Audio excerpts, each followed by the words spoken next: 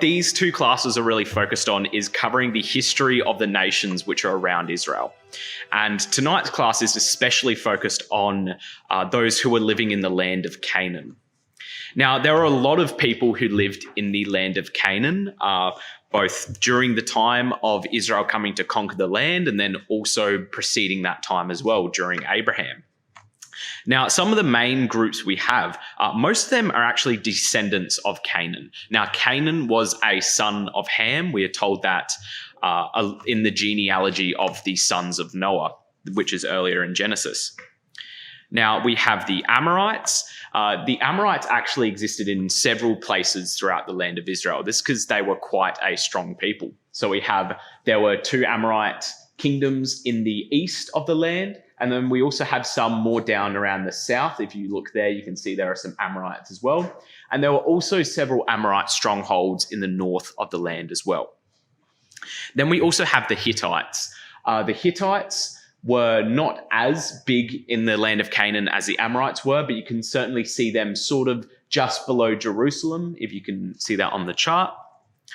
And then we also have the Hivites, which were a smaller group of people, the Jebusites, the Girgashites, and then we also have the not descendants of Canaan. And there's only one group which is mentioned as not being descendants of Canaan in terms of those who the Israelites came to displace in the land, and that is the Perizzites.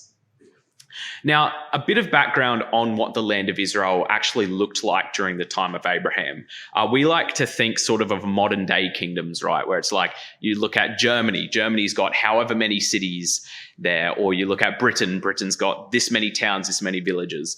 When you talk about ancient cities, especially cities of the early to late Bronze Age, which was around the year 2000 to the year 1500, there were a lot fewer people populating countries in those days. So when you talk about kingdoms, what we're really talking about are a collection of city-states. So think of Sparta, Athens. These are all city-states of Greece. Now, in the land of Canaan, let's say the Amorites, so Og's kingdom up there, he would have had some major cities within the land, and then there would have been some smaller villages as well. But the entirety of his land wouldn't have been claimed. It would have been under his name, and there would have been certainly villages and cities spread around it, but nowhere near as densely populated as we're used to.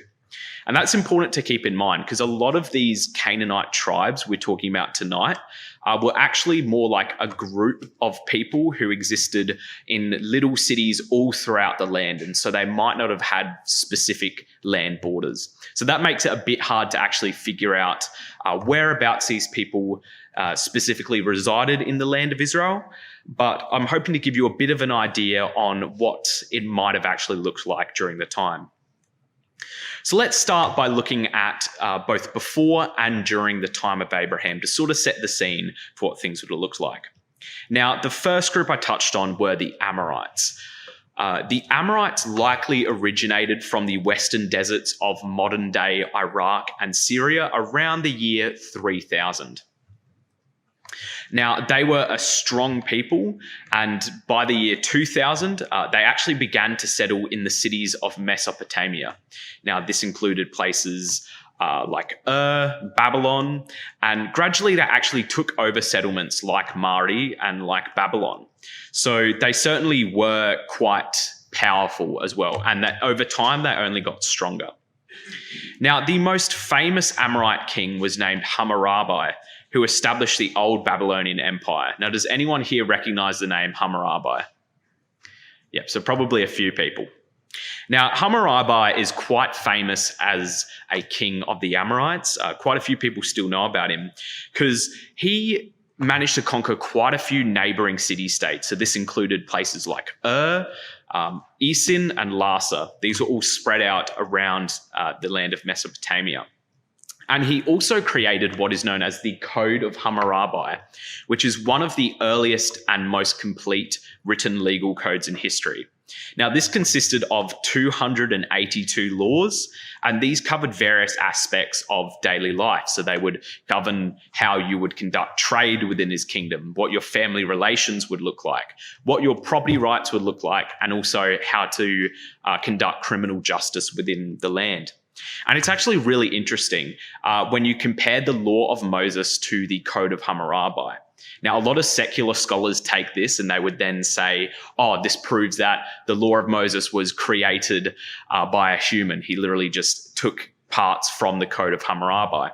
But it's quite interesting because the Code of Hammurabi, by the time of Moses, would have been centuries old. So it would have been known to quite a few people around the land. And Moses, being someone who was raised a royal in Egypt, he probably would have had the opportunity to read the Code of Hammurabi or things inspired by that code.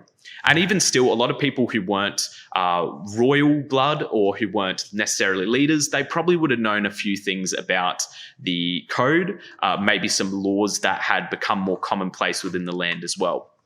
And it's really interesting because if you look at it from a believer's point of view, you can look at the law of Moses and actually say, here are some of the elements God was drawing upon, which were laws within the world at the time, such as eye for an eye, direct retribution, and things like that, where God was drawing upon the laws which humans had made and then bringing those into his own laws so that he could then say, here's what you think you should follow. Here's an eye for an eye.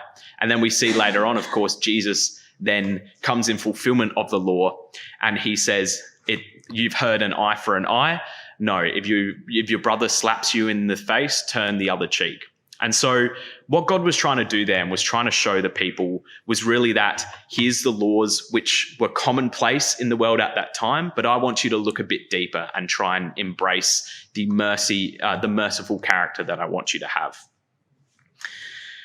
Now, the Amorites, by the time of Abraham, so this was around the year 1813 to 1638, that is BC, not AD, they were still a significant player in the Middle East. They actually still held a large amount of power over Babylon and also some regions of Mesopotamia. This did include Ur, but they weren't technically the rulers of Ur. At that time, it was a different group that ruled Ur.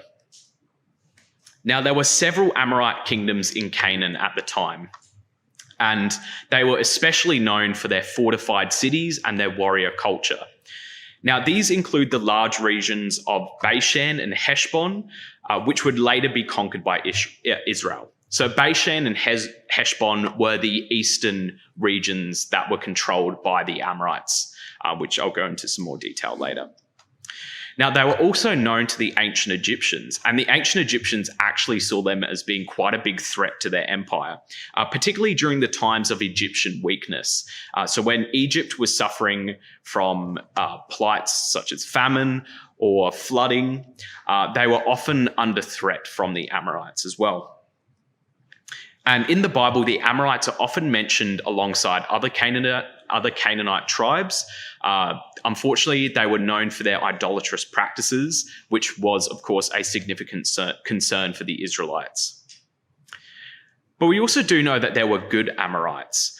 As we read in Genesis 14, a bit of background, Lot is captured when Sodom and Gomorrah are conquered by Chedorlaomer alongside 3 other kings. Now, in response, Abraham mobilizes a force to rescue Lot.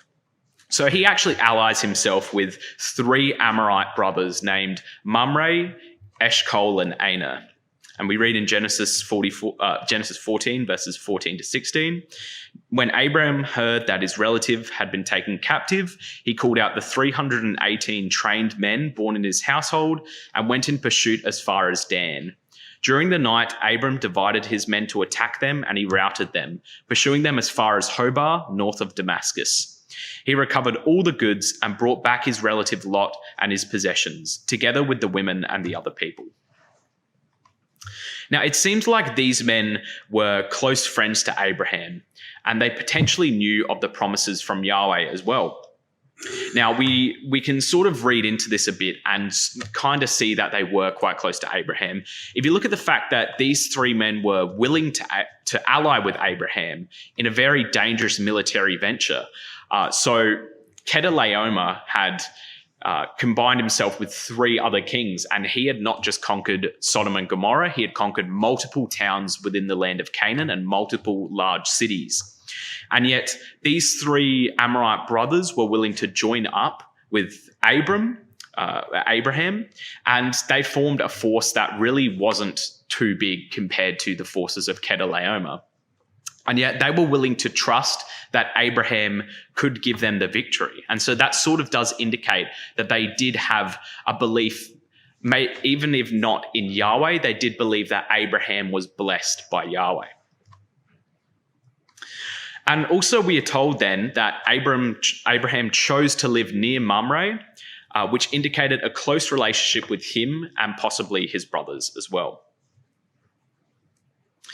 Now, we go to the second group of people who are in the land as well, the Hittites. So the Hittites were an Indo-European people that settled in Anatolia. So that's modern-day Turkey. And this was around the early 2nd millennium BC. So they actually established their capital at Hattusa, which is probably where they get the name. They were known for their use of chariots, advanced ironworking, and also their very complex legal systems as well. And it wasn't until the 17th century BC that the Hittites actually began to expand their territory. So this led to the formation of what is known as the Old Hittite Kingdom. And this actually brought them into conflict with neighboring states, such as the powerful kingdom of Mitanni and the Egyptian Empire. But under kings like Hattusili I and Mursili I, the Hittites reached the height of their power, and they even managed to sack Babylon around 1595 BC. But they never actually managed to gain a long-standing control of Babylon, as after sacking it, they didn't stay for long. So they were never really a power that controlled Babylon, unlike the Amorites. However, the Hittite Empire experienced a decline, and this was known as the Hittite Dark Age. And it wouldn't be until the 14th century BCE, under the New Kingdom, which was also called the Hittite Empire, that they actually began resurging. Now, during this period, the Hittites became a dominant force in the Near East, so they actually managed to rival Egypt under the famous pharaoh Ramses II. And the Hittite Empire at its peak, around 1274 BC, controlled a vast area. So this included parts of Anatolia, so modern-day Turkey, also Syria, and northern Mesopotamia as well. Now, in the Bible, the Hittites are often mentioned as one of the many Canaanite tribes inhabiting the Promised Land. They appear as early as Genesis 23, which Phil read for us tonight, where Abraham purchases the cave of Machpelah from Ephron the Hittite to bury his wife Sarah. Now, even though they were quite a strong regional power, by the time of the Israelite conquest of Canaan, the Hittite Empire was still powerful, but its influence in Canaan wasn't that massive. So it was likely more limited to just certain city-states within the land or vassals. So they didn't control a vast amount of land, unlike the Amorites.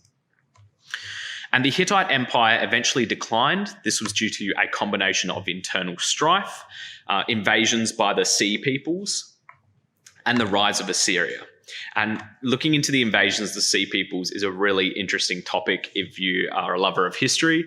It is a massive rabbit hole that you can fall into. But to summarize it, there's a lot of nations that suddenly, we call it the Bronze Age collapse, where there were suddenly a ton of big nations which just fell apart. And a big reason for that were the Sea peoples, who actually invaded a lot of these nations and brought them to their knees. So also by the 12th century, the empire had fragmented into several city-states, and these were eventually conquered by the Assyrians. Now, Hittites were actually very well known for their trading as well. So the Hittites and Egyptians, they were significant rivals for control over the Levant, which includes the area of modern-day Israel. And this was particularly during the 14th and 13th centuries. They actually fought a large battle near the city of Kadesh on the Orontes River, and this actually led to the signing of what was known as the Treaty of Kadesh. So this treaty established that there would be mutual defense between the two empires, and they would also have their own little spheres of influence and wouldn't really go past them. The Hittites also traded heavily with the Phoenicians. So the Phoenicians, I'll talk about them more in the next class, but they included people like the men of Tyre and also would eventually form into the Carthaginian Empire as well, way further down in history. Now, the Phoenicians were known for their maritime trade and their seafaring expertise. And the Hittites had access to things like iron and silver, timber, and agricultural products, which were highly sought after by the Phoenicians. The Hittites also had a long history of conflict with the Assyrians, and as the Hittite Empire began to decline, the Assyrians grew stronger, and they eventually absorbed many of the Hittite territories and vassal states around the 9th century BC. So now we go into the next group of people. These are the Hivites. Little is known about the Hivites, as they didn't really have much power in the land of Canaan. Again, they were more relegated to just little city-states within the land.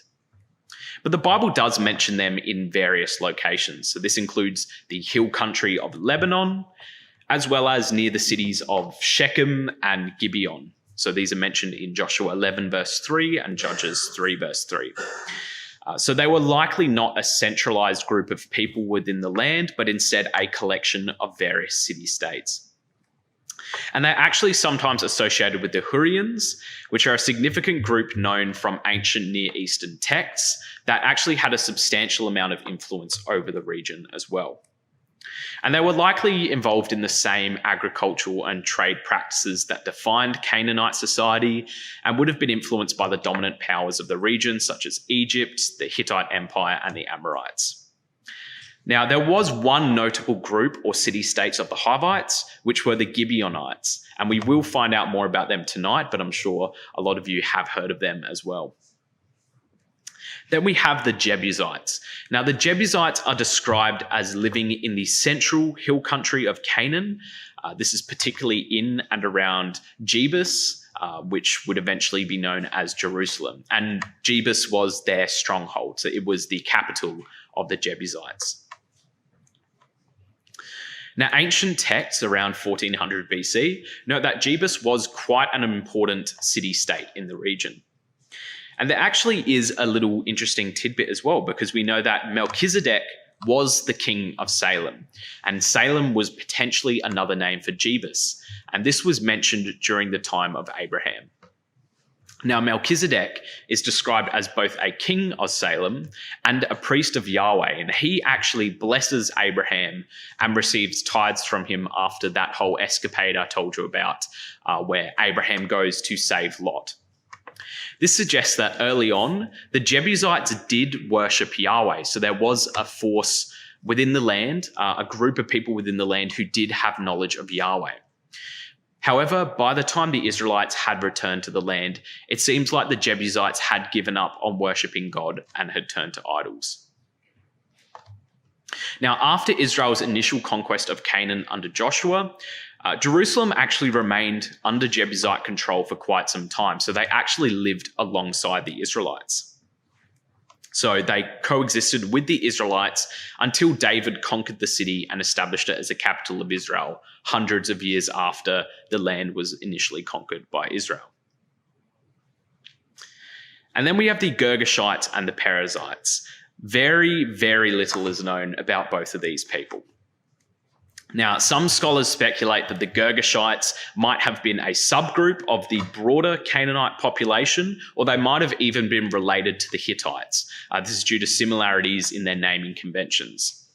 But their exact geographical location within Canaan is uncertain, but they're generally associated with the western part of the Jordan River. Now, unlike the Girgashites, the Perizzites are often depicted as living in the more rural and less fortified areas of Canaan, particularly in the hill country, so that's more along the western side of Canaan, and along the edges of more densely populated regions. Now, the name Perizzite is actually sometimes thought to mean villages or country dwellers. So this indicates that they might have actually lived in open villages rather than in walled cities. So probably they weren't a massive power in the region.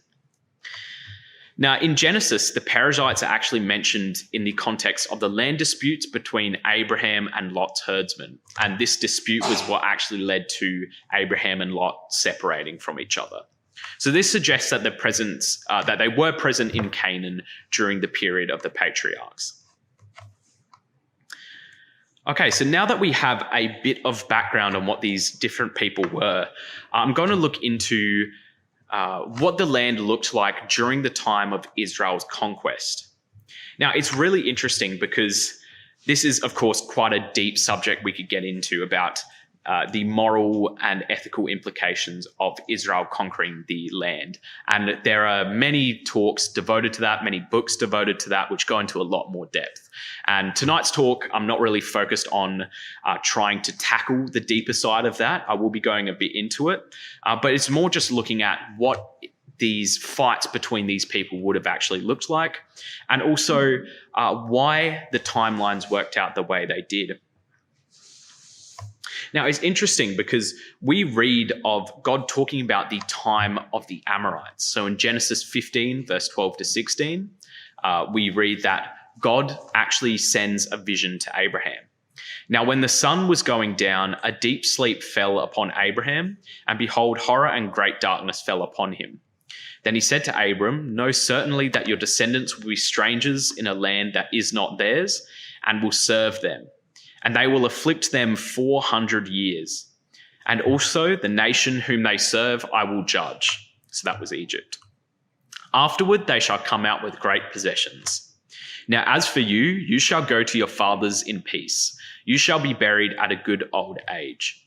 But in the 4th generation they shall return here, for the iniquity of the Amorites is not yet complete." Now that is a very interesting phrase there, because it suggests, firstly, that God was looking at the Amorites. God was involved with this group of people. He was involved with the land of Canaan. And the iniquity of the Amorites not yet being complete means that God was not done with the work he was conducting among them. They hadn't been given the full amount of time in which they had to know God and to choose whether or not to serve him.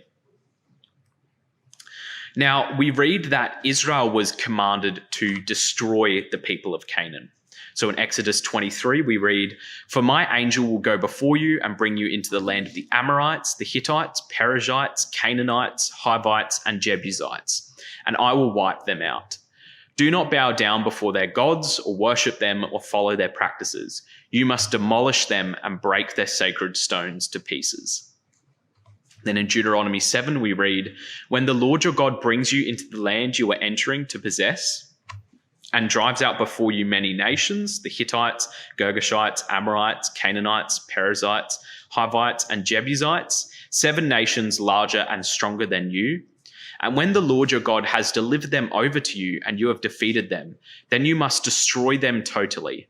Make no treaty with them and show them no mercy." And we read in Deuteronomy 20 as well, "However, in the cities of the nations the Lord your God is giving you as an inheritance, do not leave alive anything that breathes. Completely destroy them, the Hittites, Amorites, Canaanites, Perizzites, Hivites, and Jebusites, as the Lord your God has commanded you." So it's really interesting that God focuses upon these people living in the land. So this covers just the main regions of the land itself.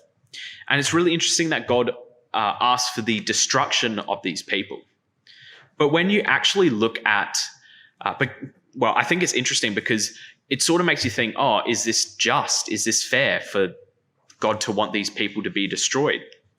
But if you look into a bit deeper, you can actually see that there were many chances given to the Canaanites. So after enduring centuries of slavery, the Israelites were miraculously freed through a series of plagues that demonstrated God's power over the Egyptian gods and Pharaoh completely. God destroyed every single one of the Egyptian gods and showed that he was the one with real power. Not only after destroying what was probably the most powerful empire in the entire world at the time, God then parted the Red Sea, and this actually destroyed the pursuing Egyptians. Now, these extraordinary events would have absolutely been known all throughout the region, especially among the Canaanites. And this is because there was a lot of trade, of course, like I said, going on between the Hittites and the Egyptians, and also a lot of the other Canaanite tribes as well. So it wouldn't have been a secret to them that something had happened in Egypt, something miraculous. The people who were slaves in Egypt had overthrown the most powerful empire, and they were claiming that their God Yahweh had done it. And not only that, the Israelites, they ended up failing God in the wilderness, and they were then forced to wander for 40 years. So this would have given the Canaanites ample time to reflect on the reports from Egypt and actually consider the power of Yahweh. They had 40 years from when they heard about what had happened in Egypt to when Israel eventually came into the land and conquered them. And this delay in Israel's conquest of Canaan was not just a punishment on Israel, but it also was an extended grace period for the inhabitants of Canaan. And also, all throughout history, figures like Melchizedek, the king priest of Salem, and also Job, who a lot of scholars place as being in the land potentially during the time when Israel was in Egypt, show that the Canaanites had access to the knowledge of God. And this knowledge was likely passed down through the generations. So this means that the Canaanites had the opportunity to turn to God even as Israel approached. So when they heard of reports of Yahweh delivering the Israelites, they should have looked towards that and been like, okay, this means something's happening. And they should have known of Yahweh as well from way back in their history. It's definitely that these people had the chance to know.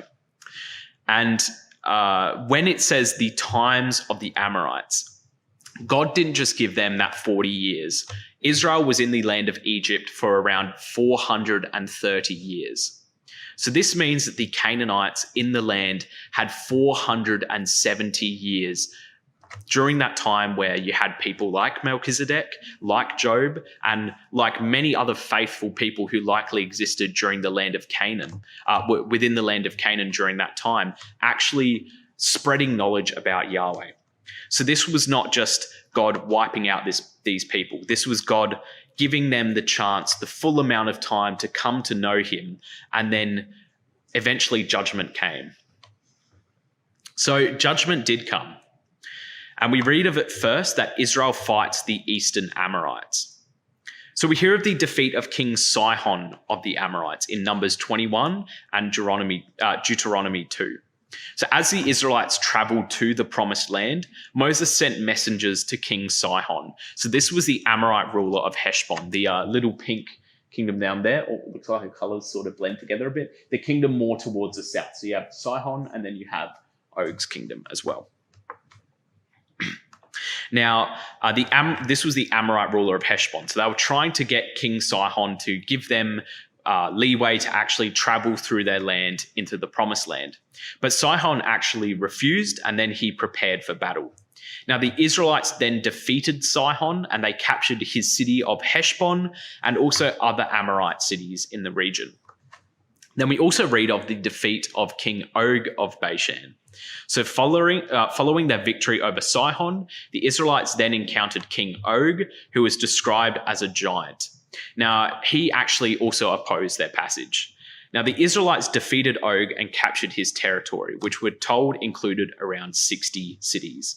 So these were probably the largest powers in the land at the time. The Amorites had probably the strongest claim to the land, and yet this was also around the time when Israel was traveling to the promised land, and yet they destroyed what was most likely the strongest nations in the land at the time.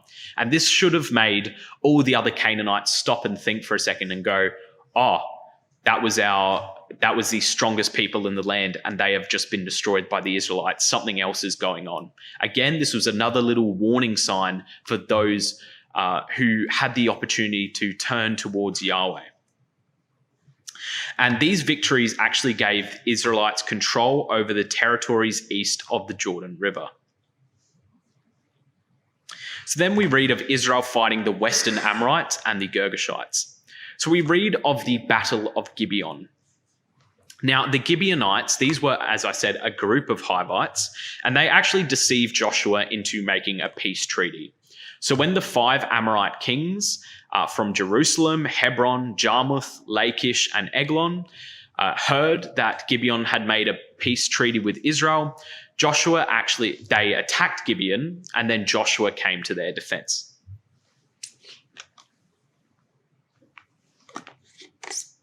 Now, I just want to pause for a second and consider what the Gibeonites did. So it's painted there as the Gibeonites deceiving Joshua, and that was the truth. But for them to deceive Joshua, what it shows is that they recognized that the Israelites were a threat within the land.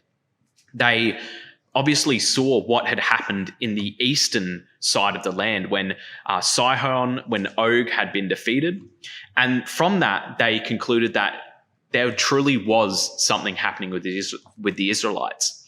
Whether or not they believed in the Israelite God, we're not entirely sure, but it does seem like they believed that the Israelites would conquer the land. And so the Gibeonites took that chance, and they tried to save themselves by, of course, deceiving the Israelites. But as I'll show later tonight, God actually takes this opportunity to then bring the Gibeonites closer to him. So this sort of shows even further that those who did turn towards God would be saved. We also read of the southern campaign against the Amorites. So following the Battle of Gibeon, where God and Joshua defended the Gibeonites and ended up destroying those 5 Amorite kings, there was then another southern campaign against the Amorites. So following this battle, Joshua continued, and he actually captured and destroyed several cities. So this included Makkedah, Libnah, Lachish, Eglon, and Hebron as well. And we also read of a northern campaign. So this was a little later, but then in the northern region, Joshua faced a coalition of kings led by King Jabin of Hazor. Now, by this point in time, this was probably the last stand of all the Canaanites, where they banded together against the common threat. They saw that there was no way for them to win against Israel unless they actually worked together. So this was around the time of the end, for the land of Canaan.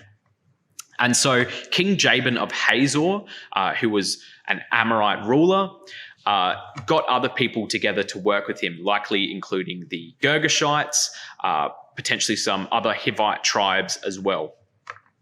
Now, Joshua then led the Israelites in a series of battles that resulted in the defeat of this coalition, so the last big group of opposition in the land. And this campaign actually included the capture and full destruction of Hazor, which was a major Amorite stronghold in the land.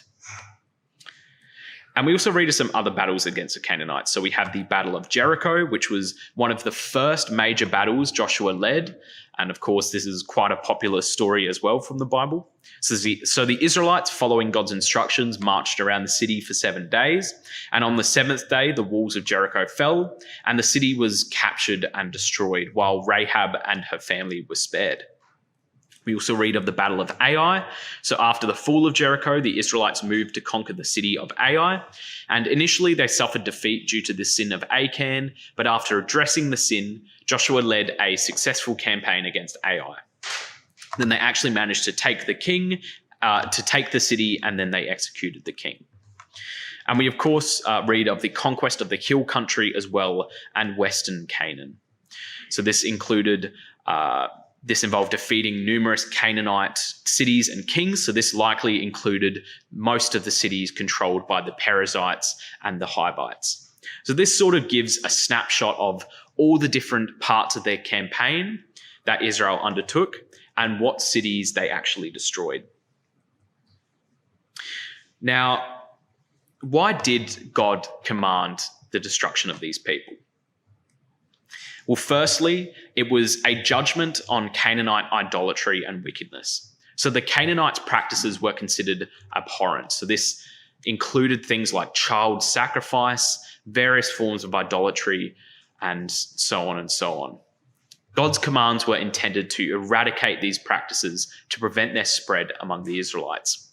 And God's direct words were that you should not engage in the practices of these nations before you, otherwise the land will spit you out. So what they were doing was so bad that it was making the land sick as well, from God's point of view. This was also a fulfillment of God's promise and his judgment. So the conquest was part of fulfilling the promise made to Abraham that his descendants would inherit the land of Canaan. And the destruction of the Canaanites was seen as part of God's judgment and the fulfillment of this promise. And also it was meant for the preservation of Israel's faith. So God instructed the Israelites to destroy the Canaanites to prevent them from being influenced by the Canaanites' idolatrous practices and to ensure the purity of their worship of Yahweh.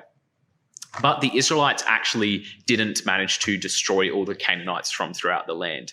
And we continue to read in Judges of stories of Israel going up against other Canaanites within the land that hadn't been fully defeated because they had not completely destroyed all the Canaanites as God had instructed. And so this actually led to Israel bringing on a lot of the same idolatrous practices as the people of Canaan did. Now, as I said before, this talk isn't intended to go really in depth into this topic. If anyone here listens to Good Christadelphian Talks Extended, that's a podcast on Spotify. There was a really interesting one done by Jason Hensley recently, which I think was part 5 in his 5-part series. And he goes really in depth into what you need to fulfill to determine whether or not something is a genocide. And also he looks at the whole conquest of the land from some really interesting angles. So I definitely recommend taking a look into that.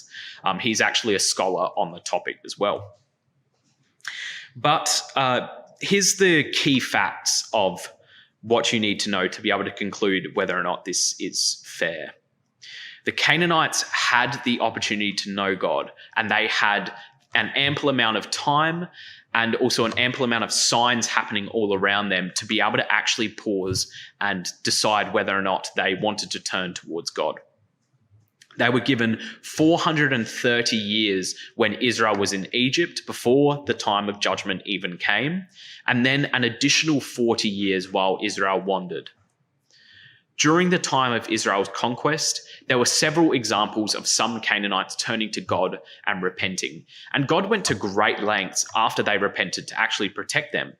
Rahab and her family were saved when the walls of Jericho came down. The only section that didn't fall was around Rahab's house. And not only that, she became part of Jesus's bloodline. So you can see that those who did turn towards God were not only saved, they were done miraculously so. And we see it with the Gibeonites as well. The Gibeonites recognized that Israel would rule the land, and they made a treaty with them. And when they were attacked, God came to their rescue by sending hailstones against their enemies. God didn't do this in every single battle against the Canaanites, but he did to save the Gibeonites. He even stopped the sun in the sky. And the Gibeonites ended up becoming woodcutters and water carriers in God's temple, showing that they ended up having quite a close relationship with him. And there's also potential evidence of other Canaanites being saved, as they also appear later on in the Bible as well. So what are these examples of people showing up later on in the Bible? Well, of course, like I said, there are some bad examples of Canaanite tribes during the times of the judges ending up going against Israel. But we also have a lot of faithful examples of the Canaanites. So, of course, Caleb, the son of Jephunneh, this was around the time of Israel's conquest. He was one of the 12 spies sent by Moses. He was also a Kenizzite, which was a group associated with the Canaanites. And yet he was a respected and faithful member of Israel, and he was actually quite a prominent figure within Judah as well. Then we have Uriah the Hittite. He was a faithful and valiant soldier in King David's army and was one of his mighty men. He's portrayed as a man of integrity and loyalty. And even when David attempted to cover up his sin with Bathsheba by bringing Uriah home, Uriah refused to enjoy the comforts of his house while the Ark of the Covenant and his fellow soldiers were on the battlefield. He refused to sleep in his house and chose to sleep outside instead. We also read of Ariana the Jebusite. Ariana was a Jebusite, one of the original inhabitants of Jerusalem before David captured it. And when King David sought to build an altar, this was when he asked for Joab to go and count all the men who could fight in the land to do a big tally, God sent a plague to punish him. And King David sought to build an altar to stop that plague. And so he approached Ariana to purchase his threshing floor. Ariana generously offered the land. He then offered oxen with it and also wood for free. So he offered all of these things for free, showing his great reverence for King David and also God. And this site actually later became the location for Solomon's temple. And I think it is just so incredible. You see time and time again, all of these men who were Canaanite people who turned towards God, God ended up rewarding them tremendously. We also read of the Canaanites as well. After the Babylonian exile, so after Israel was sent out of the land, the Gibeonites are listed among the groups that made the tough journey back to Israel. And not all of the Israelites who were sent away from Babylon ended up coming back to Israel. Not everyone wanted to make that journey because they were coming back into a land that was destitute, where they'd have to put in a lot of work to be able to get it up and running again. And yet the Gibeonites, who weren't even Israelites, they made the journey back to Israel. So this indicates that they had a long-standing faithfulness and commitment to Yahweh. And so I think there is an incredible lesson for us housed in this. The stories of the Gibeonites, of Rahab, of Uriah, and of Ariana the Jebusite offer profound reminders of God's inclusive mercy and grace extended to all people, regardless of their origins or their past actions. We too are Gentiles who have been called to salvation through Jesus Christ. And these stories should remind us that God's mercy reaches beyond all barriers and offers us a redemption and a place in his covenant if we respond with faith and repentance. And one of my favorite quotes on the topic is where we're told God sets before us life and death, and therefore choose life. And I think that also perfectly sums up the situation with the Canaanites as well. God set before them the chance to have life and also death. And unfortunately, many of them chose death over life. They chose to form coalitions and try and defeat Israel. And even though they saw time and time again that Israel defeated the armies they put together, this is just, they decided death was more preferable over life serving God. And we read in Ephesians 2, verse 11 to 13, "Therefore remember that you, once Gentiles in the flesh, who are called uncircumcision by what is called the circumcision made in the flesh by hands, that at that time you were without Christ, being aliens from the commonwealth of Israel and strangers from the covenants of promise, having no hope and without God in the world. But now in Christ Jesus, you who once were far off have been brought near by the blood of Christ." And so we too are just like those Canaanite people.